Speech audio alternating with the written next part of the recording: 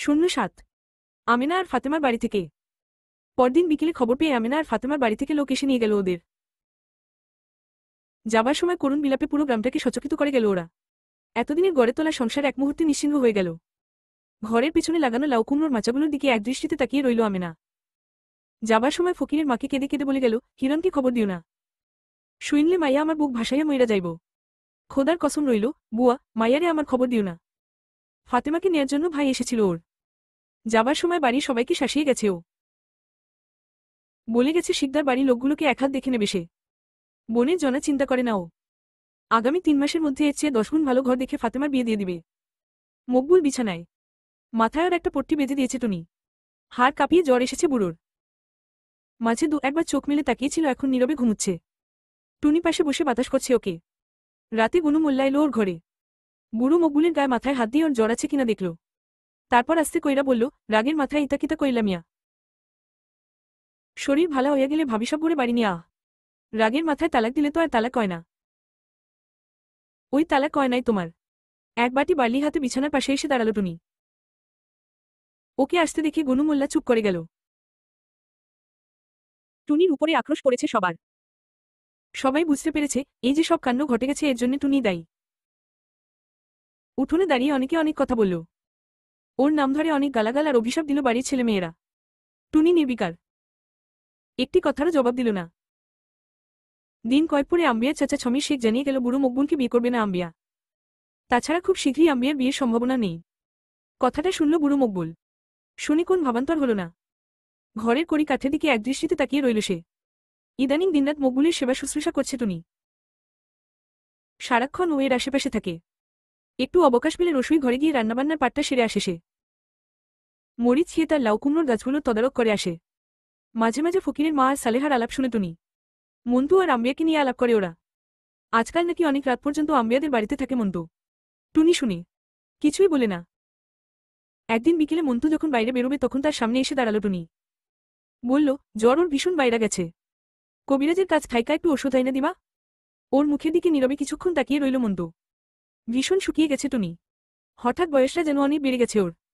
চোখের নিচে কালি পড়েছে, চুলগুলো শুকনো। মন্টু ইতস্তত করছিল। টুনি আবার বলল, আজকা না হয় মাছি বাড়ি নাই গেলা, একটু ওষুধটা আয়না দাও। ওর ঠোঁটের কোণে এক টুকরো ম্লান হাসি। মন্টু বলল, মাঝি বাড়ি না গেলে তুমি খুশি হও? টুনি পরক্ষণে শুধালো, আমার খুশি দিয়া তুমি কইবা কি? মন্টু কি জবাব দেবে ভেবে পেল না। ওকে চুপ করে থাকতে দেখে টুনি আবার বলল, যাইবা না কেন, 100 বার যাইবা। পুরুষ মানুষ তুমি, কতদিন একা একা থাকবা। ঘর থেকে বুড়ো মকবুলের ডাক শুনে আর এখানে দাঁড়ালো না টুনি। পরক্ষণে চলে গেল সে। ওর চলে যাওয়া পথের দিকে কিছুক্ষণ চেয়ে রইল মন্টু। তারপর বাড়ি থেকে বেরিয়ে গেল। রাতে কবিরাজের কাছ থেকে ওষুধ এনে দিয়ে আবার বেরিয়ে পড়ল মন্টু। বর্ষা এগিয়ে আসছে। আম্বিয়া বলেছে নৌকোটা ঠিক করে নেবার জন্য। চাচা ছমির শেখ চেয়েছিল নৌকোটা নিজে বাইবে, কিন্তু আম্বিয়া রাজি হয়নি। মন্টু ছাড়া অন্য কাউকে ওতে হাত দেবার অধিকার দিতে রাজি নয় সে। ছমির শেখ রেগে গালাগাল দিয়েছে ওকে। মন্টু সম্পর্কে কতগুলো অশ্লীল মন্তব্য করে বলেছে, ওর সঙ্গে তোমার মিলামিশা কিন্তু ভালো হইতেছে না আম্বিয়া। গেরামের লোকজনে 5 রকম কথাবার্তা কইছে। কোক, তাগো কথায় আমার কিছু আইব যাইব না। নির্লিপ্ততা গলায় জবাব দিয়েছে আম্বিয়া। ওর স্পষ্ট উত্তরে প্রথমে একটু হকচকিয়ে গেলে সঙ্গে সঙ্গে সামলে নিয়েছে ছমির শেখ। বলেছে, তোমার কিছু আহে না আহে, আমাগো আহে। মন্টুরে কিন্তু কেই বাড়িতে আইতে নিষেধ কইরা দিও বইলা দিলাম। তবু বারবার মুখে বাড়িতে রেখেছে আম্বিয়া। ও গেলে সংসারের নানা কথা নিয়ে আলাপ করেছে ওর সঙ্গে। আজও মন্টুর জন্য অপেক্ষা করছিল আম্বিয়া। চুলে তেল দিয়ে সুন্দর করে চুলটা আঁচড়েছে সে। শীতই কেটেছে। পান খেয়ে ঠোঁট জোড়া লাল টুকটুকি করে তুলেছে। ও আসতে একখানা সিঁড়ি এগিয়ে দিলে আম্বিয়া। অর্ধেকটা মুখ ঘোমটার আড়ালে ঢাকা। সলজ্জ অঙ্গর ঈষৎ আভাটা চোখে পড়িয়া যেন পড়তে চায় না। আম্বিয়া বলল, এত দেরি হইল? মন্টু বলল, কবিরাজের কাছে গেছিলাম। কেন গিয়েছিল তা নিয়ে আর প্রশ্ন করে না আম্বিয়া। দূরে নিজ ঘরের দাওয়ায় বসে আর চোখে বারবার এদিকে তাকায় ছমির শেখ আর বিড়বিড় করে কি যেন সব বলে। রাতে ওখানে খেলো মন্টু। পানটা মুখে পুড়ে বাইরে বেরিয়ে এলো সে। বাইরে তখন ইলশেগুড়ি ঝরছে। কদিন পর পর বৃষ্টি হওয়ায় রাস্তার উপর দিয়ে পানি গড়াচ্ছে এপাশ থেকে ওপাশে। পানির সঙ্গে সঙ্গে ছছাট ছোট বেলে আর পুটি ছুটোছুটি করছিল এদিকে সেদিকে। অন্ধকারের ভেতর মকু আর ছকু দুভাই মাছ ধরছিল বসে বসে। মকে দেখে বলল, কি মিয়া এত রাইতে কোন দিক থাইকা? মাঝি বাড়ি। হু। একটা পুটি মাছ ধরে নিয়ে ছকু বলল, চইলা যাও কেন মন্টু মিয়া? তামুক খাইয়া যাও। না মিয়া, শরীরটা ভালা নাই। মন্টু যাওয়ার জন্য পা বাড়াতে মকু বলল, আরে মিয়া যাইবা আর কি, বো। কথা আছে। কি কথা কও? জলদি কও। পায়ের পাতায় ভর দিয়ে মাটিতে বসল মন্তু। নিঝুম রাত। শুধু একটানা জল গড়ানোর শব্দ ছাড়া আর কোন শব্দই শোনা যাচ্ছে না। মাঝে মাঝে দু একটা ব্যান্ড ডাকছে এখানে ওখানে। আরও ৩-৪টে পুটি মাছ ধরে নিয়ে ছকো আসতে বলল, কি মন্তু মিয়া, তুমি নাহি করিমনের বই নাম্বিয়ারে বিয়া করতেছ শুনলাম। বলে অন্ধকারে ঘোত ঘোত করে হাসল সে। তামাক খেতে খেতে ওর দিকে তাকালো মন্তু। কিছু বলল না। মকু বলল, ভালো মাইয়ার ওপর তোমার চোখ পড়েছে মন্তু মিয়া। তোমার পছন্দের তারিফ করণ লাগে। অমন মাইয়া এই ২-৪ গ্রামে নাই। আহা, সারা গায়ে যেন জৈবন ঢল ঢল করতেছে।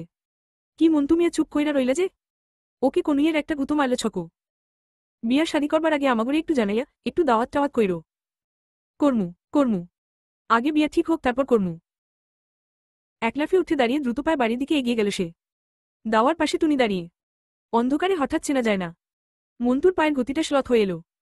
উঠোনে সালেহা আর ফকিরের মা বসে। মন্তুর সঙ্গে আম্বিয়ার বিয়ে নিয়ে রসালো আলোচনা করছে ওরা। আম্বিয়ার চাচা আজ বলেছে সামনের শুক্রবারে জুমার নামাজের পর গায়ের মাতবরদের কাছে কথাটা তুলবে সে। বিচার চাইবে। এই যে রাত বিরাতে আম্বিয়ার সঙ্গে মন্তুর এত অন্তরঙ্গ মেলামেশা, এই শুধু সামাজিক অন্যায় নয়, অধর্মও বটে।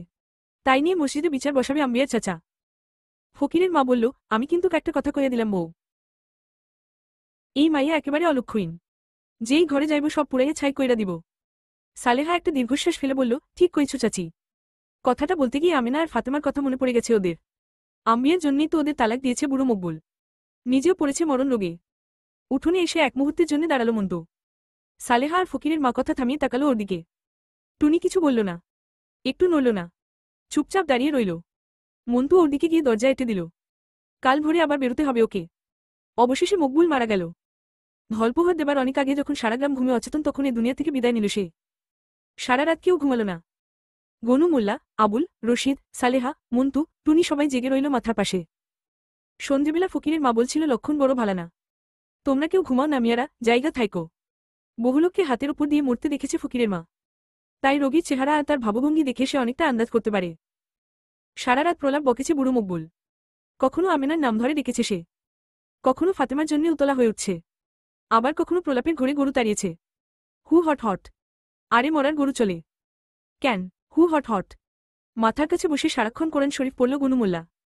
তারপর ধীরে ধীরে নিস্তেজ হয়ে এলো বুড়ো মকবুল। প্রলাপ বন্ধ হল। একটু পরে মারা গেল সে। ওর বুকের উপর পড়ে ডুকরে কেঁদে উঠল টুনি। ফুপিয়ে ফুপিয়ে কাঁদল সে। তার বিলাপের শব্দ অন্ধকারে কেঁপে কেঁপে দূরে পড়িয়ে দিঘির পাড়ে মিলিয়ে গেল। বিস্ময় ভরা চোখে টুনির দিকে তাকিয়ে রইল মন্তু। পরদিন দুপুরে বুড়ো মকবুলের মৃতদেহটা যখন কাফনে আবৃত করে খাটিয়ার ওপর তোলা হলো, তখন বুক ফাটা আর্তনাদ করে উঠোনের মাঝখানে ডাঙায় তোলা মাছের মতো তোড়পাতে লাগল টুনি। গায়ের ছেলেমেয়েরা নানা সান্ত্বনা দিতে চেষ্টা করল ওকে। সালেহ, ফকিরের মা, সুরতের বউ, ওরাও অনেক কান্নাকাটি করলে অনেকক্ষণ ধরে। পরীর দিঘির পাড়ে বুড়ো মকবুলকে কবর দিয়ে আসার পর সবার মনে হলো বাড়িটা যেন কেমন শূন্য হয়ে গেছে। একটা থমথমে ভাব নেমে এসেছে গাছের পাতায়, ঘরের চালে, উঠোনে, বাড়ির পেছনে, ছোট্ট পুকুরে, আর সবার মনে। একটি লোক দীর্ঘদিন ধরে একবারও ঘরের দাওয়ায় বেরোতে পারেনি, বিছানায় পড়েছিল। যার অস্তিত্ব ছিল কি ছিল না সহসা অনুভব করা যেত না, সে লোকটা আজ নেই। কিন্তু তার এই না থাকাই যেন সমস্ত থাকার অস্তিত্বকে অস্বীকার করছে। সারা দুপুর টুনি কাঁদল। সারা বিকাল, সারা সন্ধ্যা। সালেহা অনেক চেষ্টা করল ওকে কিছু খাওয়াতে। সে খেল না। ফকিরের মা বলল, কিছু খাওয়াবো। না খাইলে শরীর খারাপ হইয়া যাইব। কিছু খাও। তবু খেল না টুনি। মন্তু, সুরত আলী, আবুল, কারো মুখে কোন কথা নেই। কেউ দাওয়ায়, কেউ উঠোনে, কেউ দোরগোড়ায় বসে। আজ সহসা যেন সমস্ত কথা হারিয়ে ফেলেছ ওরা। মিয়াবাড়ির মসজিদ থেকে আজানের শব্দ ভেসে আসছে। মাথায় টুপিটা পরে নিয়ে গামছাটা কাঁধে চড়িয়ে নামাজ পড়তে গেলে গনু মোল্লা, সুরত আলী, রশিদ আর আবুলও উঠে দাঁড়াল। রোজ যে তারা নামাজ পড়ে তা নয়, কিন্তু আজ পড়বে। বুড়ো মকবুলের মৃত্যু হঠাৎ পরকাল সম্পর্কে সচেতন করে তুলেছে ওদের। পুকুর থেকে অজু করে এসে সুরত আলী বলল, কই যাইবা না মন্তু মিয়া? মন্তু তাদের দিকে তাকিয়ে রইল কিছুক্ষণ, তারপর বলল, চলো। বলতে গিয়ে গলাটা অস্বাভাবিকভাবে কেঁপে